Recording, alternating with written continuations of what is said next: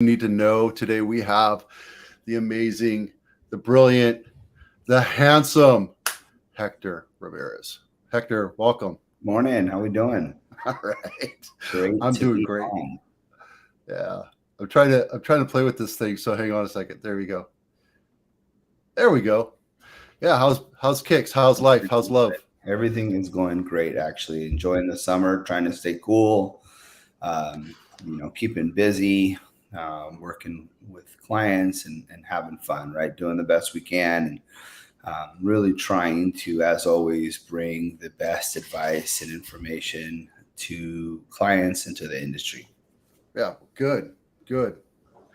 So has business picked up for you even though rates are still kind of high? I mean, things are kind of tight, right? Like when we look at, just like if you look at, business month over month and year over year, I mean, the fact of the matter is there's just not as many listings. There's not as many listings coming to market. And as a result, we're seeing home appreciation rise, right? The value of homes is going up, which is awesome if you have a home. But it does put significant strain on consumers, right? On buyers. And we're seeing this. I think Redfin came out with an article just yesterday on maybe the day before on their June article, right? And 100%. Where I wrote it down somewhere. Their sales to listing ratios above 100%, meaning that that homes are closing over asking again, right? And it had been some time since we had been over 100%.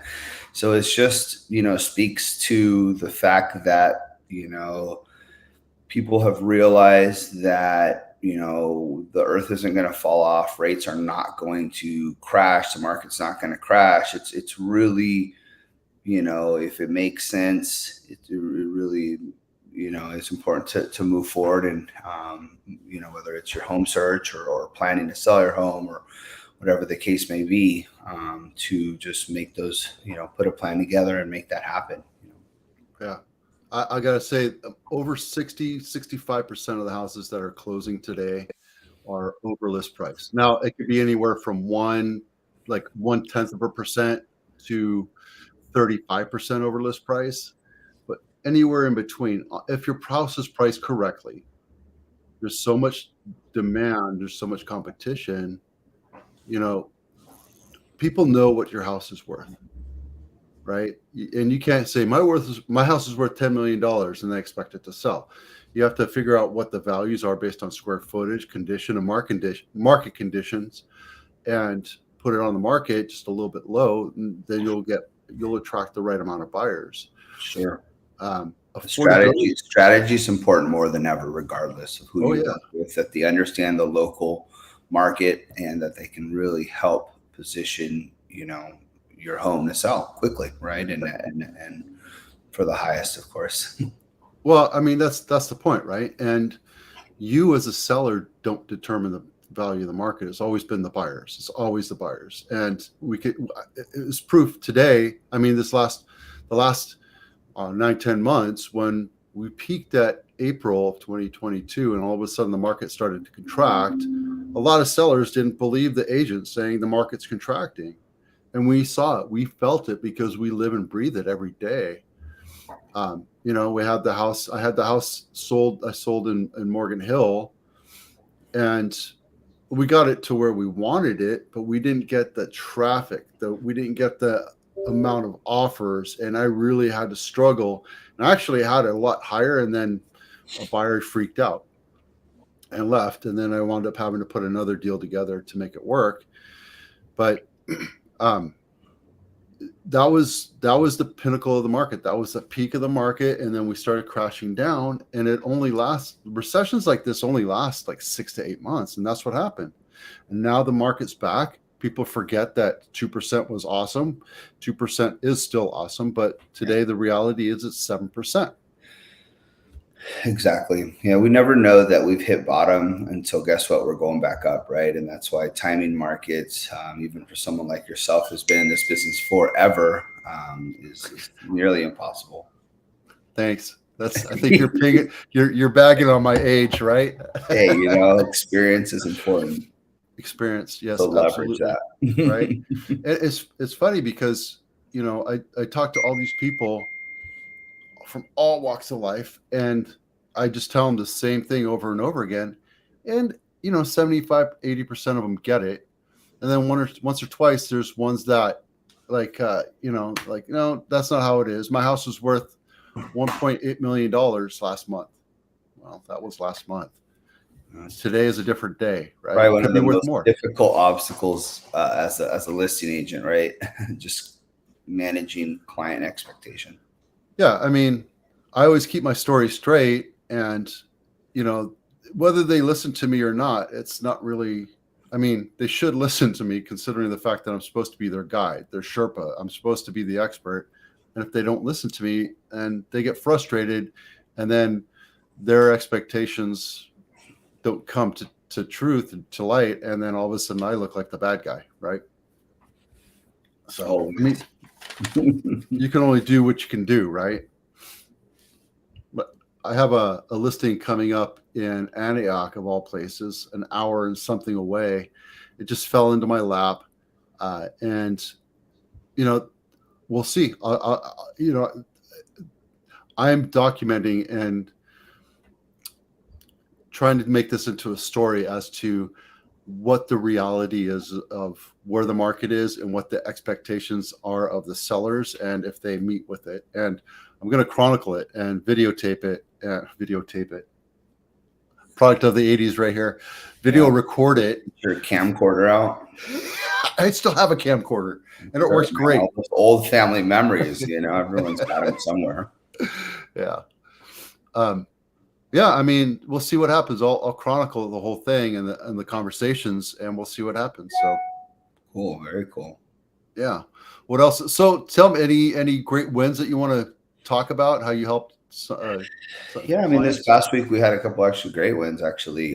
For one, something that, you know, I'm not super familiar with is doing an FHA spot approval. So this is really cool. Like, FHA is a program that allows the lowest down payment really of any loan on the market, right? It's something that is really common with first-time home buyers. Very forgiving with debt, allows a much lower credit score than any other product. And one of the drawbacks to FHA is that if you're buying in a community, it has to be approved by FHA, right? And so in the past, you know, we have a website, a portal that we can check, and if it wasn't approved, we really didn't have. We were kind of, you know, screwed, for better words, right? FHA and HUD has there's an ability now to approve single units, right? Called pretty much an FHA spot approval, right? And so we went through that process. We had someone that got in a contract. It worked conforming. It worked much better for them going FHA. And what we did was we got them in a contract, talked it through the fact that, hey, if it doesn't work, we're going to have to stick with a, you know, conforming loan. But we were able to get the community approved, and it was just a tremendous win for our clients. So, so when you said a single unit, are you saying you got a single unit within the condo? Within the complex, exactly. So the community at one point had been approved with FHA. There's FHA units within that complex or community, right? But currently it wasn't up to date, right? And so we were able to work with the HOA, get the right information, and then be able to go back to the investor and to HUD and get that updated. So that was a really cool thing, and something to keep in mind for other prospective buyers. Well, that I always wrote off a whole complex. So right. Are there certain very conditions? I mean, are there certain conditions that you have to be aware of? Well, they do have, you know, kind of some of the same stuff that, you know, with anytime you're buying a condo, right? Like, lenders want to make sure that HOAs are properly managed, right? Properly managed so that they have enough assets, that they want to see a good balance between homeowners and renters, right?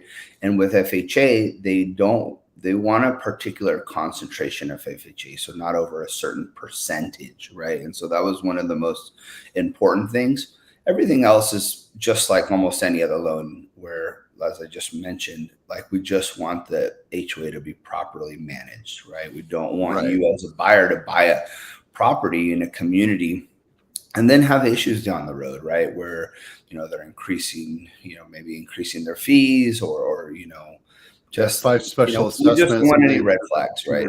Right.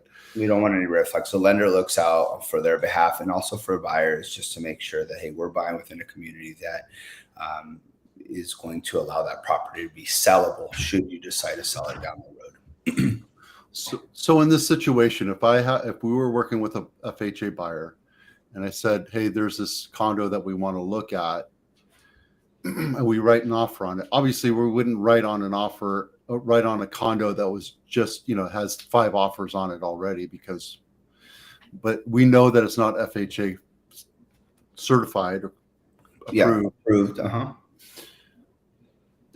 So let's say we go into it 15, 20 days into it and we say, look, we need to make sure that this is FHA approved. We're going to make that a contingency, right? You could. Yeah. Yeah. Or is it just something where you can take a quick look at and say, it's just not going to go through the loan. The loan's not going to be approved. We can take a quick look at it and see if it's approved. Now, if it's not approved and we do have some of those, HOA documents, we can make a quick assessment and give you, an idea of the probability, I guess, right? Some we're not going to really know till we go through that process, right? So like one thing that would be important is kind of what I did on this previous client, right? I got them to approve using like a conventional loan, conforming loan, right? Which does not require this approval, right? So we were able to compete, write a great offer, but once getting in contract, we kind of have that as a plan B now, and we really pushed to get the FHA approved because it gave the client, it was much easier for them to approve, right? And their monthly payment was lower, the mortgage insurance was lower, their interest rate was lower, so it just made a lot of sense, right? And so in this case, and with most cases, you'll find most qualified lenders, they're going to really have a plan B in most cases, right? If we're approving you, if we're writing an offer, we typically are going to have another investor, another loan option, another option just in the event that something does happen, we can still close on that loan. Right. And if you want like Chase or B of A, they probably won't have those backups, and they'll be a little bit more stringent with you as a first time buyer. Probably a little bit more limited, just for the fact that the culture of a bank is going to be very rigid, and it's typically hey, either it works or it doesn't.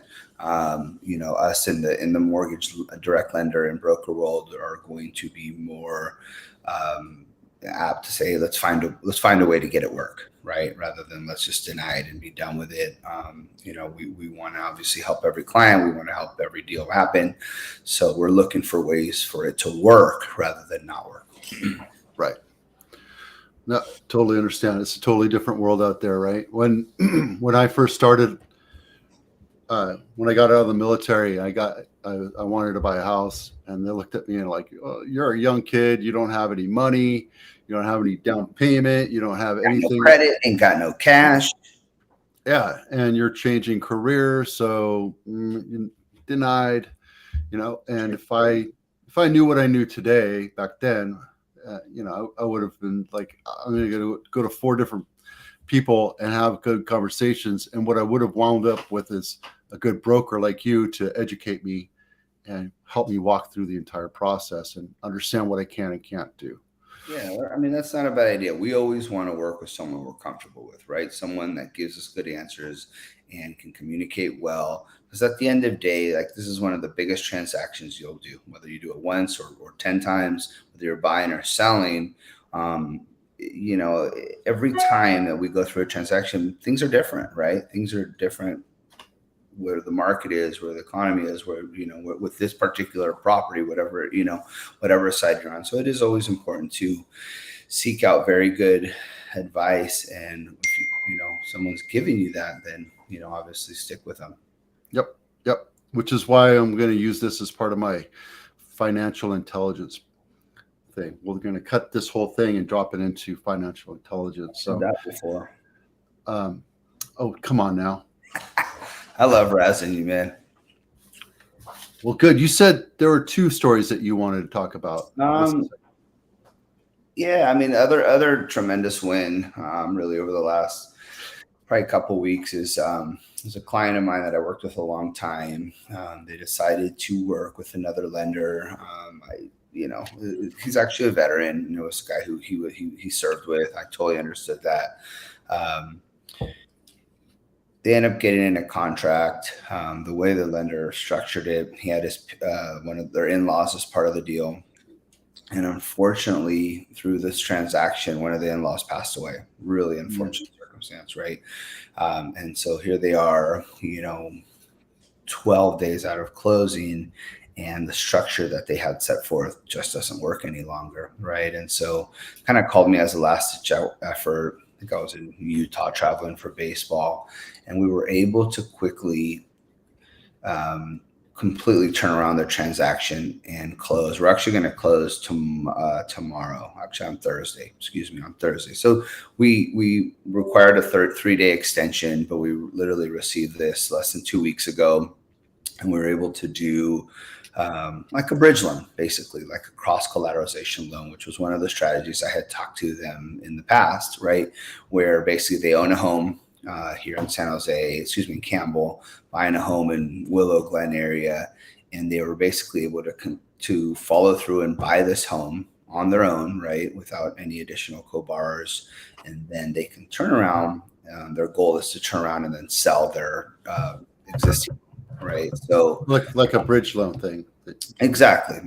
And a bridge loan is exactly that, right? We're helping someone bridge from one home to the next, right? Without necessarily having to sell first, which, as we know, is really hard in this market. So we were able to quickly turn this around, talk to the agents, talk to everyone involved, give them a game plan, and just literally flip it around. And so that was really good because, the family's grieving, going through a really difficult time. And we try to really, make it as simple as possible and allow them to close on their new home. So that's really positive. Like I said, everything's done. We are literally closing in the next 48 hours, which is really cool. And then this other lender that you were talking about, like they couldn't manage the. Yeah, I guess not. I didn't get, because time was so important, right? And just, it's kind of a difficult time for the borrower. I guess he didn't have an alternative, right? I had kind of briefly heard the scenario that they did have, and I wasn't even sure how that one was going to work, right? But nonetheless, they obviously checked with him, to see what he could do.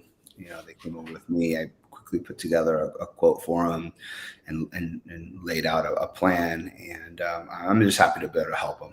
Obviously going through something so difficult.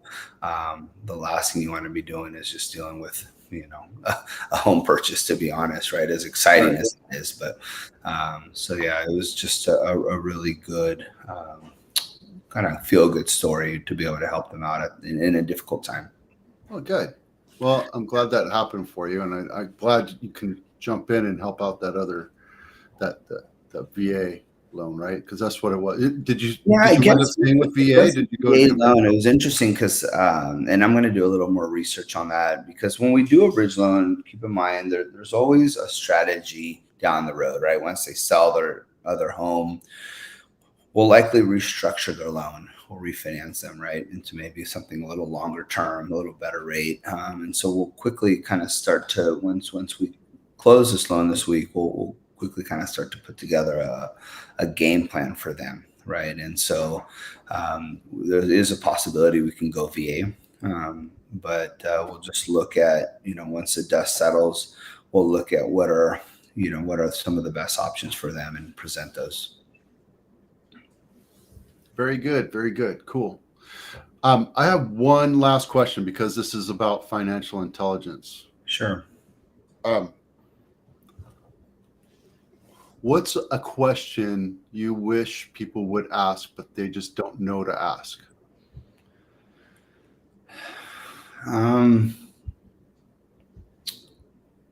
Maybe what should you do or not do when you're preparing to buy a a home? I think that would probably be one of the best questions. I mean, I'll tell you before I even get in, I'll tell you what one of my pet peeves is that Come on, you're so evenly keeled. You don't have peeves.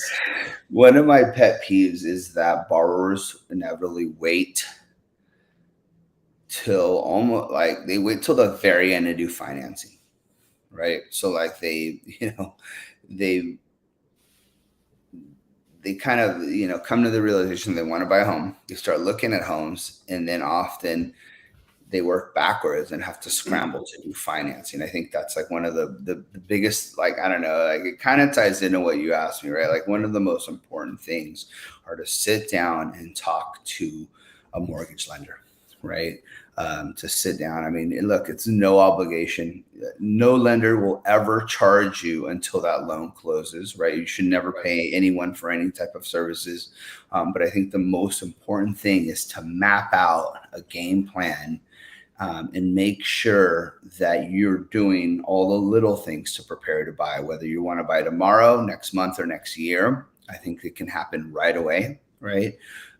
There's no negative to starting too early, right? And it's as simple as, something like this, a video conferencing call, a phone call, an in-person meeting, right? And just to map out, hey, what is it? What are your goals? Quickly run through, kind of a scenario, right? And just determine, make sure that you're working in the right direction, right? Sometimes it's a 2 or 3 part, session or call, right? But I think that is, if anyone out there considering buying, I mean, I think that's one of the most important things. And I've probably said it before here on your with you live, right? But I think that's one of the most important things. And then also just like what should you do and not do, right? Obviously it's really basic stuff, but it's just, hey, pay stuff on time.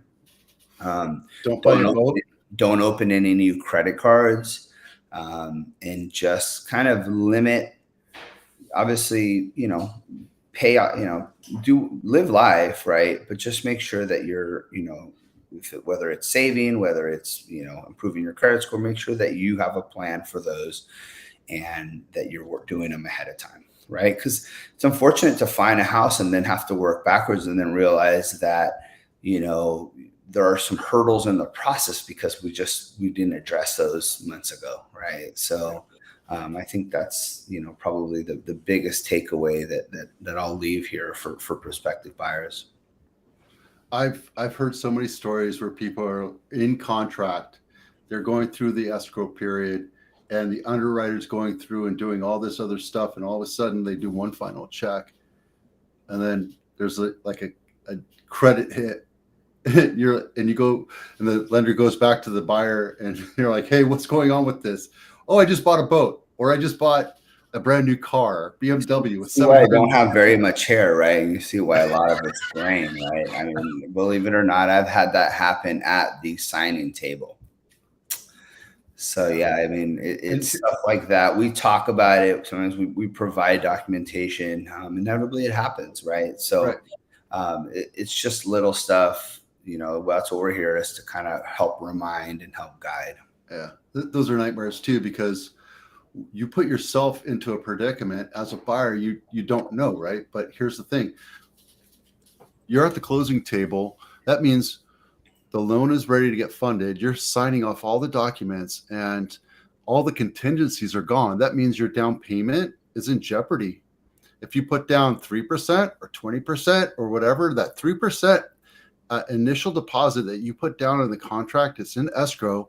If you can't, and you remove contingencies, if you can't close for whatever reason, the seller can have the right and even obligation to keep your deposit if you cannot close. Sure. Right. I mean, there's some certain things you can do where you can back you're in a contract. You're in a contract, right? Yeah, you have an obligation to that contract. If you veer or don't deliver, so to speak, yeah, there is financial implications for sure. I mean, not to overly scare people, but yeah, that's a reality, right? We're here to buy and sell homes, and normally, cooler heads prevail. You have a couple professionals working together, like, things happen. We work through them, but the reality is that, yeah, it can be, there's been, stories out there. There's things that have happened, right? Crazy times, crazy times, crazy times. And I mean, I get it, right? You get a loan officer that's not as experienced as you are, because you just had another birthday yesterday. Happy birthday, by the way. Thank you What very are you, much. like 28 again? Gosh, I don't know if I can even say that online. I'm almost double that, but not quite. I haven't.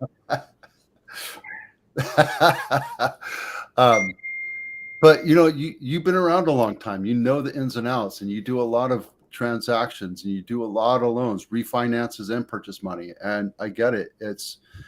And when you go to like a Bank of America or a Chase, those guys are so pressured. They're just trying to stuff a circle into a square, right? And that's the scary stuff about it. So you got to be careful. Yes, sir. But hey, I think you got to go. You said you have a 9:30. Vito. Right? I am jumping on another one here, bud. But it's always great to talk to you. Thanks so much for letting me be a part of this. And yeah, man, we'll be in touch soon. Hopefully by next week.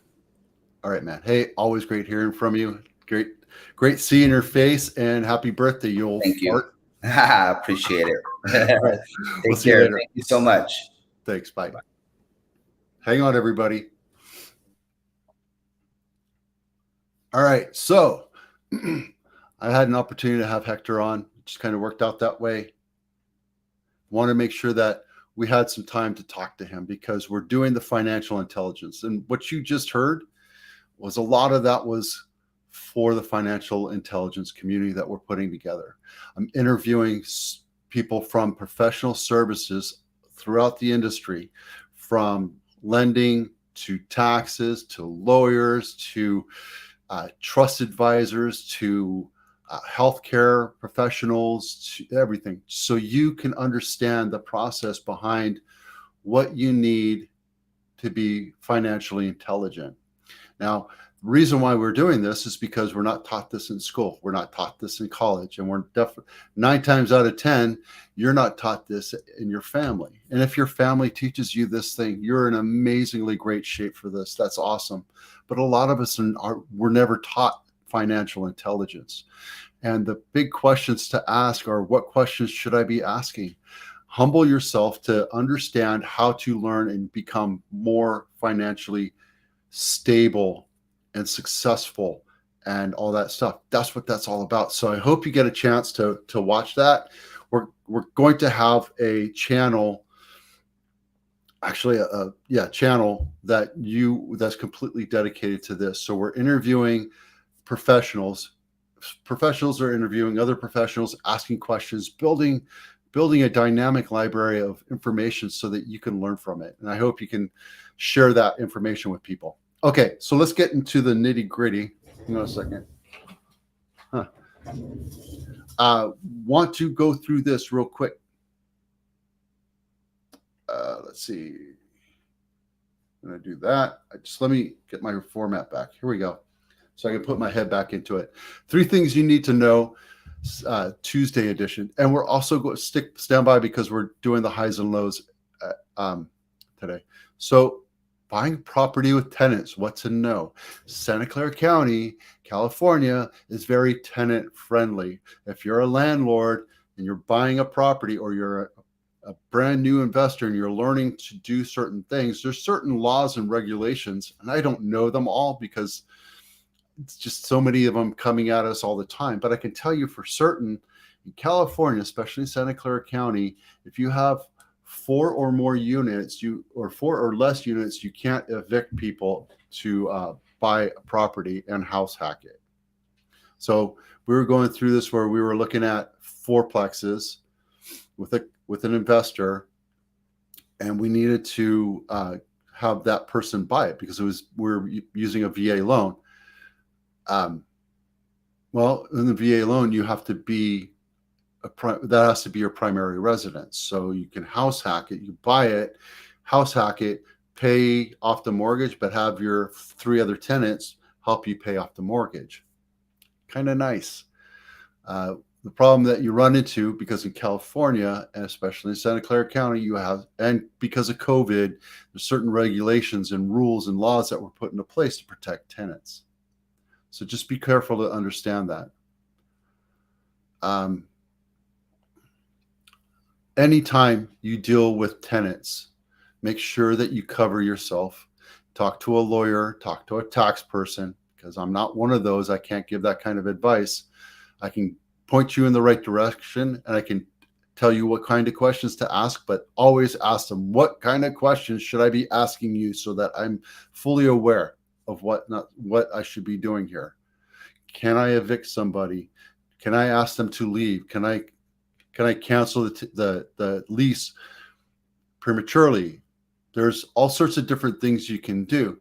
Now, if you're interested in becoming a landlord in California, let's have a conversation, and we'll get together with the right people, and we'll understand what you can do and what you can't do, what the benefits are, what the tax ramifications are, what the legal ramifications are, and what kind of loan you're looking at. Because you can't just talk to one person. I would never presume to think that I know everything about investing in real estate, especially for your scenario.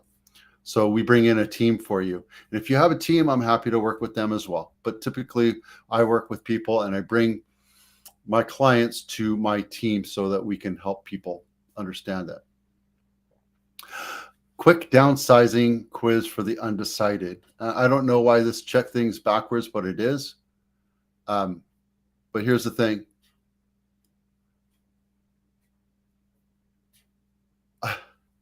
I'm turning 55 this year. My daughters are in high school. They're juniors this year. I have 2 more years. I turn 55, so I get Proposition 19. Am I going to sell this house and move to another house that's down the street? I could, but it makes no sense for me to do that. There's a lot of reasons for me not to sell my house. One, I can rent it for a lot of money. 2, I would have to pay capital gains because the equity I have is over $500,000 in it, because they have that tax basis thing. Even though I spent a lot of money that I can prove, it's still, I would have to pay capital gains. So there's a lot of different things that I can do. There's so many options you can do, right? You can rent out your house. My house is a 2-story. My next house that I'm going to buy will be a single story, because I don't want to walk stairs anymore. My knees are giving out. My back's giving out. I played really hard when I was a kid, and now I'm getting older. Not that I can't handle it now, because I'm fit and flexible in my 50s. I know when I'm 80, it's going to be hard for me to go up and down stairs. So my next house will be more towards that ranch house, single story, right?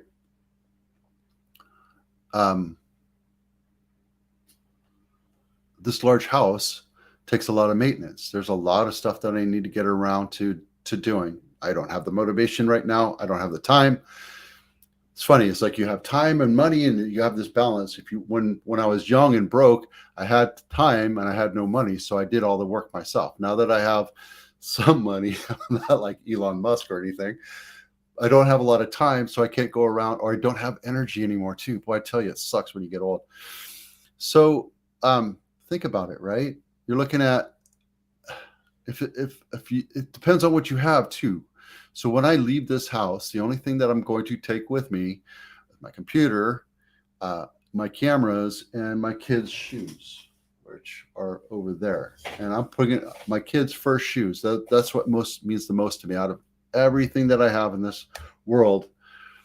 My kids' shoes, right? I have my professional camera equipment and all that. Probably keep that, or I might sell it one day. I don't know.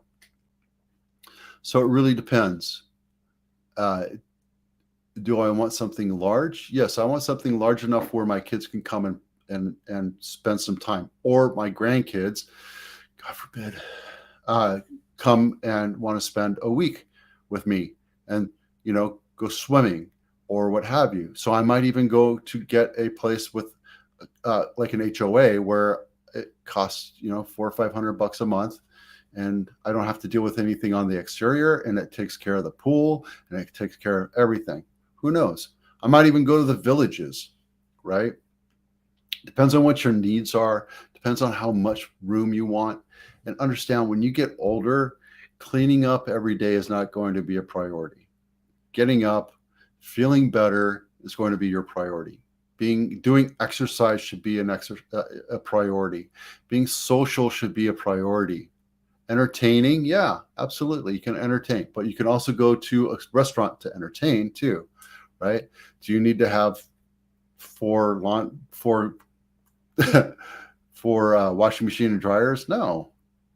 Do you need all that? No. Do you need to have a busy office? Probably not. You could probably do your work. Like, I'm never going to retire. Even if I retire, I'll probably never retire. Always have something going on. I don't need a big office. This office takes up a lot of room, but I spend a lot of time here. I won't be doing that. I'll be at my kitchen table, or like sometimes I'll go outside when it's not super hot outside. I'll go outside and sit at my picnic table, at my outside table. Right? So really completely up to you. There's a lot of different things that we can talk about. And I have a checklist that we can walk through, a questionnaire as to what you want to do. Now, there's all sorts of different types of retirement that you can look into. Like, do you want a care facility? Do you need a care facility? Do you need a retirement home? Do you need a retirement complex? Or do you just want to live in a neighborhood with other people? There's a lot of different things that are out there. There's so many different options that you can look at. So keep that in mind. I don't want to talk about this one. I wanted to talk about this other thing, but I don't think I like it. I don't know if I like this yet. So this thing is a service that I'm looking at. Right now I use HubSpot. No, I use HomeBot. And it's an automated thing, right? And this whole thing right here, it's great. It allows me to do a lot of different tracking, a lot of different projects. It allows me to show you the value of your home and how much money you've spent, and that. And if you want to go into a buying mode where you want to buy another house, it helps you understand how the finances work and all that other stuff. So let me look more into this. But if you're looking into it, there's a link down below that you can look at it. All right, that's it. Okay. Rates are 6.9. They came down just a tad bit. Now, I mean, that's not going to help the market at all. I'll tell you that, because it'll go back up next week. Gas is getting more expensive. Over the weekend, over the 4th of July weekend, we had it below 4. Now pop back up to 4.19, which is where it's been for the last few months. It's crazy. I remember when it was $2.50, $3, and I thought that was expensive. This last week, so far, we've had 134 closes, single family, Santa Clara County, single family homes, right? Tomorrow we'll talk about 40 days on market, and Santa Clara County total single family was 157 last week, yesterday. So over yesterday, we lost 20 over ground. So the volume of houses being sold are still good. It's just that there's not a lot of traffic. And like we just said with Hector, 90 out of the 134 were over 100%. Right now we have 780. We need to get up towards Santa Clara County. That's 10, 12 cities. We need to have this around 1,800, 16 to 1,800 to make this a healthy market, a balanced market. Just keep that in mind. These are single family homes. We need about 16 to 1,800 units. So that's why prices are still high. They're still selling for a lot.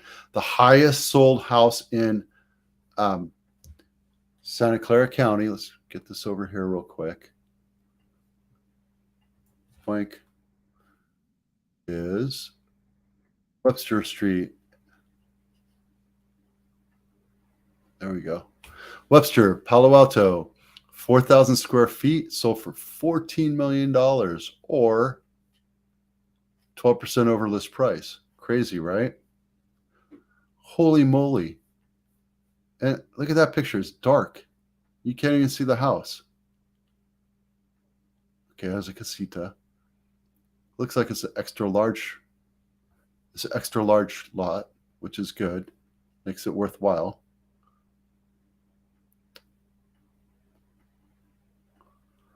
I don't know.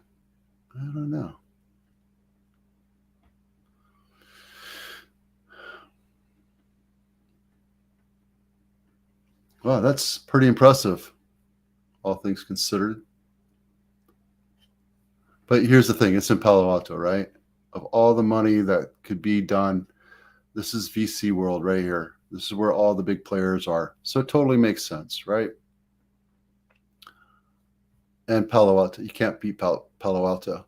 Okay, the lowest sold price, 794, was 16th Street. Let's get to that. 16th Street, downtown San Jose. Look at that old crusty bastard.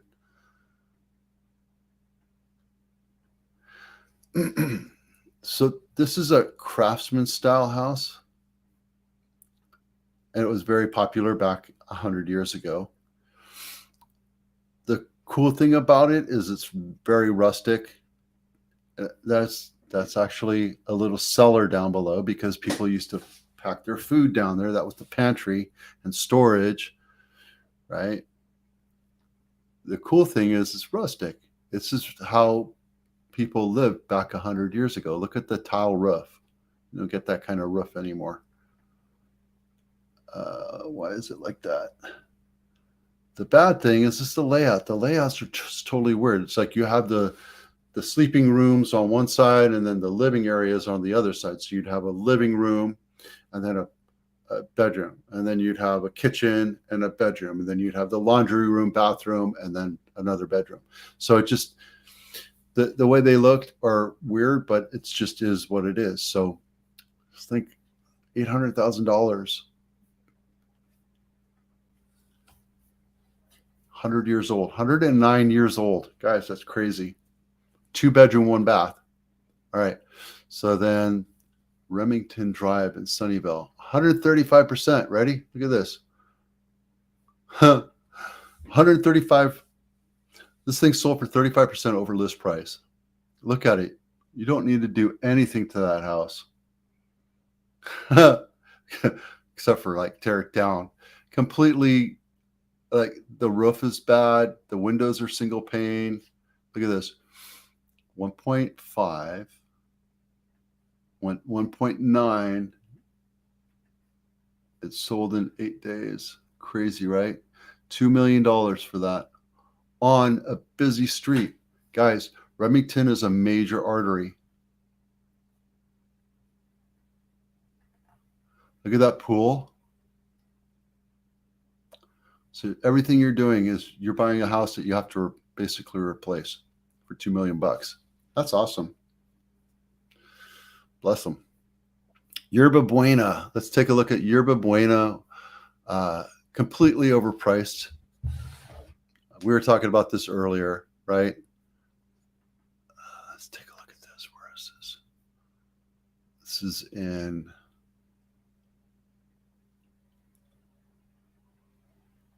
what area? Oh, Evergreen. Yeah. So Evergreen College is right there. This is a nice area. That's the Villages if you're older. These are nice homes, right? But, you know, here's the thing, guys.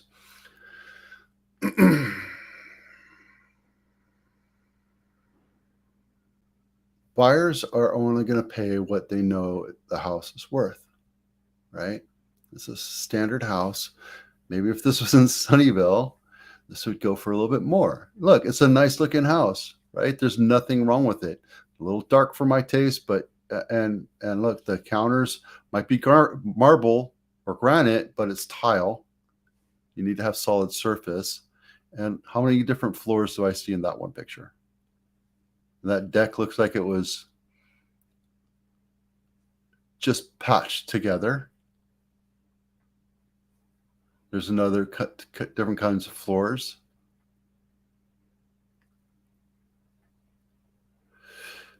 It's a nice looking stove, I'll tell you that.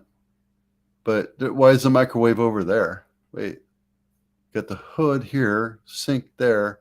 Then you have, I don't see a dishwasher either. But you have to have that TV, yo. I don't see a dishwasher. No dishwasher. For shame. Dishwashers today are a pain in the butt. So there you go. So for 75%, 72% of list price. All right, there you go. There's your 3 things you need to know, plus Santa Clara County's highs and lows for this week. Hope that was helpful. I'm Vito Scarnecchia with Abitano. We'll see you out there.